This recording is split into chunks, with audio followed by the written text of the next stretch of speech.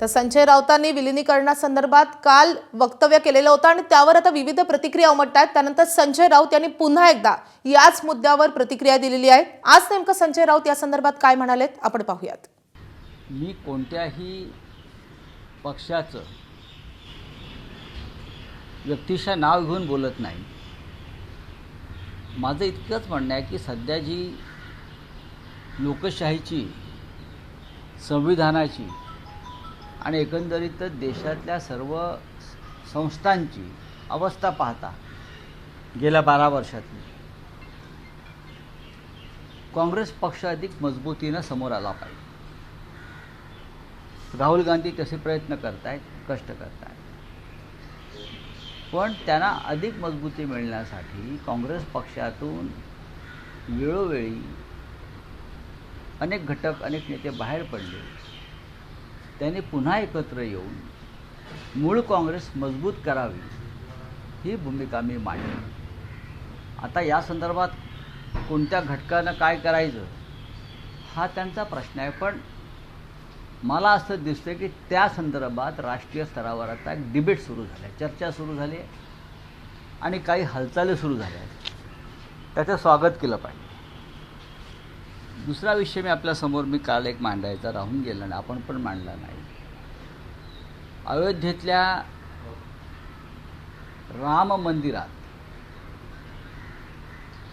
श्रीरामाच्या दानपेटीतून आतापर्यंत 5 कोटी रुपयाचा अपहार झाल्याची बातमी धक्कादायक आहे। 5 कोटी रुपयाचा अपहार झाला हे एक प्रकरण समोर आलं।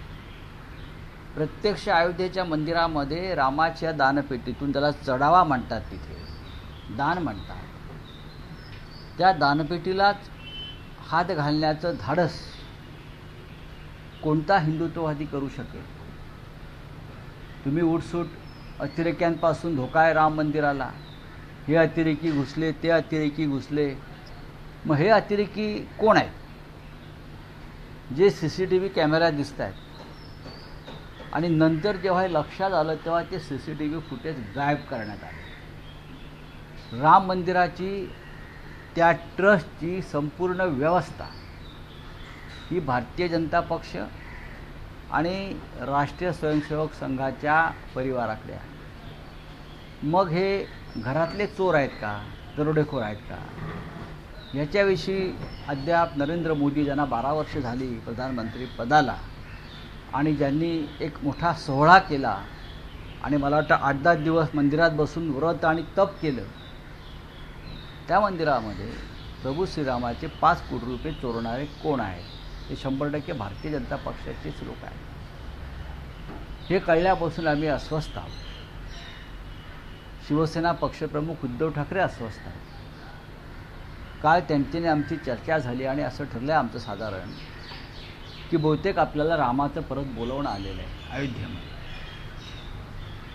आम्ही यावं पुन्हा एकदा आणि या विषयाला तोंड फोडावं तिथे बसून। आम्ही स्वतः म्हणजे शिवसेना किंवा शिवसेना पक्षप्रमुख उद्धव ठाकरे हे सुरुवातीला राम मंदिर उभं राहत असताना ज्यांनी मोठी देणगी दिली 1 कोटी रुपये त्या काळात, ते आम्ही आहोत। त्याच्यामुळे आम्हाला त्या देणग्यांचं महत्त्व माहिती आहे। आम्ही पहिल्याच दिवशी आमच्याकडून 1 कोटी रुपयाचा धनादेश हा राम मंदिर ट्रस्टला राम मंदिर उभारण्यासाठी दिला। नंतर खूप लोकांनी दिले असतील गुप्तदान, आमचं उघड दान आहे। या दानपेटीचे चोर कोण, त्यात कोणाचा हात आहे, हे पैसे कोण पळवतंय वारंवार, CCTV फुटेज का गायब करण्यात आलं आहे, याची चौकशी का होत नाही? नरेंद्र मोदी ज्यांनी या मंदिराच्या प्रतिष्ठापनेमध्ये फार मोठं राजकारण करून भाजपला मतं मागितली, त्या विषयावर का गप्पा आहेत? या ट्रस्टचे अध्यक्ष नृपेंद्र मिश्रा हे का गप्पा आहे?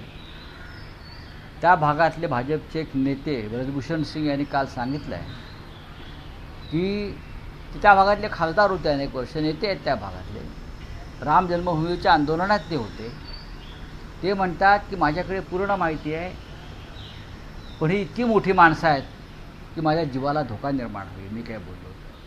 म्हणजे असं काय आहे की राम मंदिर लुटण्याच्या या प्रक्रियेमध्ये कोट्यावधीचे नक्की कोण सहभागी आहे, ज्याची ब्रजभूषण शरण सिंग यांच्यासारख्या बाहुबलीलाही भीती वाटते.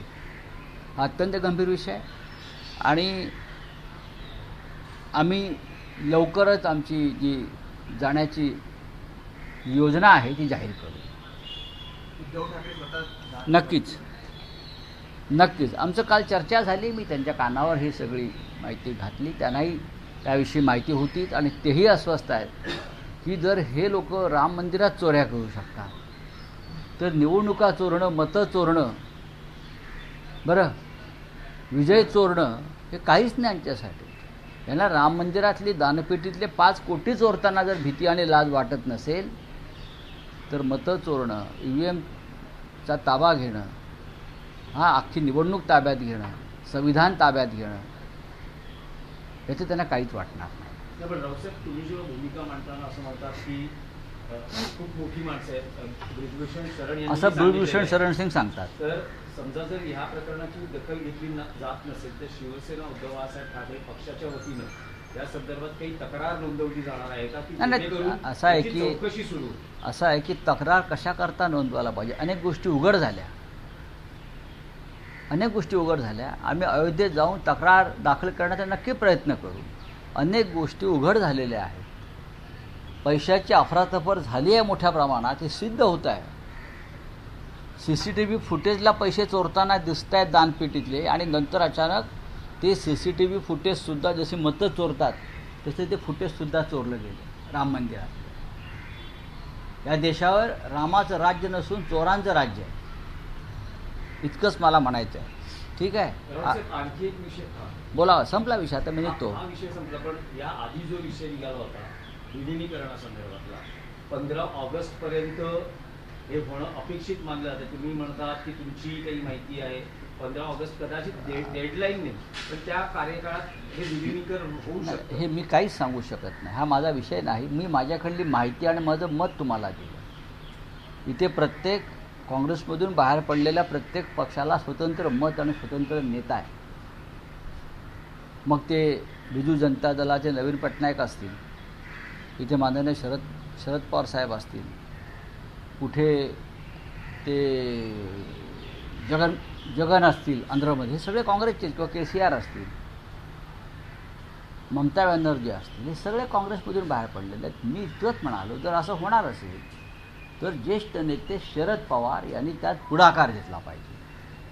ते महत्त्वाचे नेते आहेत. त्यांची विचारधारा ही जन्मतःच काँग्रेसपासून आहे. त्यांनी या सगळ्यासाठी पुढाकार घेऊन एक मजबूत राष्ट्रीय काँग्रेस पक्ष पुन्हा नव्यानं उभा केला तर आमच्यासारखे जे प्रादेशिक पक्ष आहेत त्यांनाही बळ मिळेल. नाही रावसाहेब, तुम्ही म्हणालात एक महत्त्वाचा विषय की तुमच्यासारख्या प्रादेशिक पक्षांना बळ मिळेल.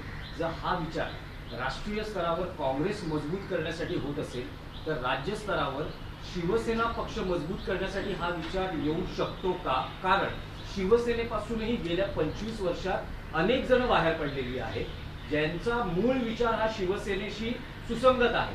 तर अशांना काही आवाहन केलं जाईल का की तुम्ही या मूळ प्रवाहात बघा, तुम्ही आता विषयाला वेगळी दिशा देऊ नका. आता या क्षणी विषय आहे राष्ट्रीय पक्ष म्हणून काँग्रेस मजबूत करण्याचा. बरोबर आहे.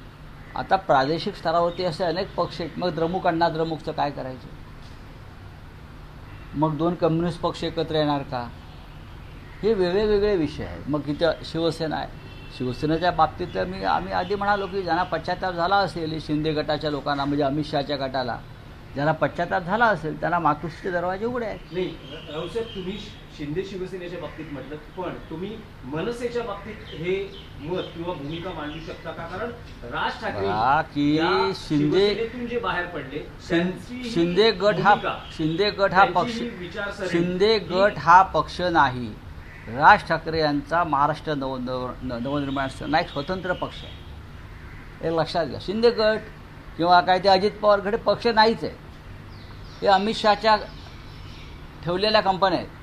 बरं, सिस्टर कन्सर्न ज्याला म्हणतो आपण, त्या आहेत. त्यांनाही पक्ष मानतच नाही. सुप्रीम कोर्टात निर्णय व्हायचा अजून बाकी हे पक्ष आहेत की नाहीत. पण राज ठाकरे यांचा एक स्वतंत्र पक्ष आहे. आधी राष्ट्रीय स्तरावरचे निर्णय होऊ द्या, एवढंच मी सांगतो. शरद पवारांचाही स्वतंत्र पक्ष आहे, काँग्रेसपासून वेगळा झालेला आहे, तृणमूल ही वेगळा पक्ष आहे.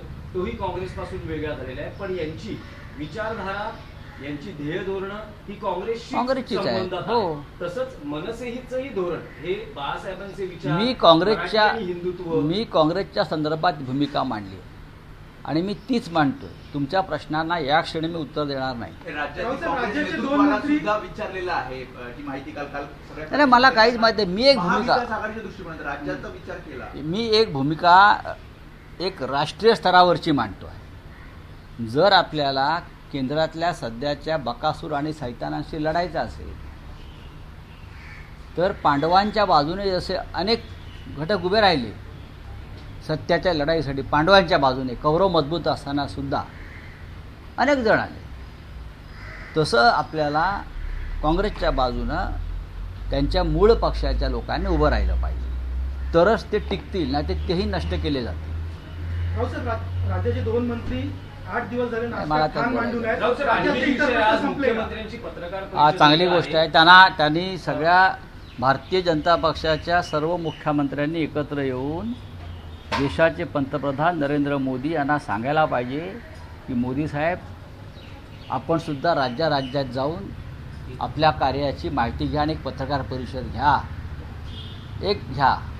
आणि आम्हालाही बोलवा. आम्ही पत्रकार आहोत, रवीश कुमार पत्रकार आहेत, आशुतोष आहेत पत्रकार, पुण्यप्रसन्न वाजपेयी आहेत, असे अनेक पत्रकार जे आहेत त्यांनाही या पत्रकार परिषदेसाठी आमंत्रित करा, असं आमचं त्यांना म्हणणं आहे. आणि देवेंद्रजी पत्रकार परिषद नेहमीच घेतात, पण 12 वर्षानंतर सुद्धा नरेंद्र मोदी का पत्रकार परिषद घेत नाही हा प्रश्न कदाचित प्रेसिडेंट ट्रम्पलाही पडला असेल, कारण ट्रम्पने त्यांचं अभिनंदन केलं. काल तुम्ही एक माहिती समोर आणली, अभिजित तिटके आणि नरेंद्र मोदींचा फोटो समोर आणला. तो AI फोटो आहे असं नाही, बघा असं आहे की त्यांचं काय म्हणणं असेल त्यांचं म्हणणं आहे.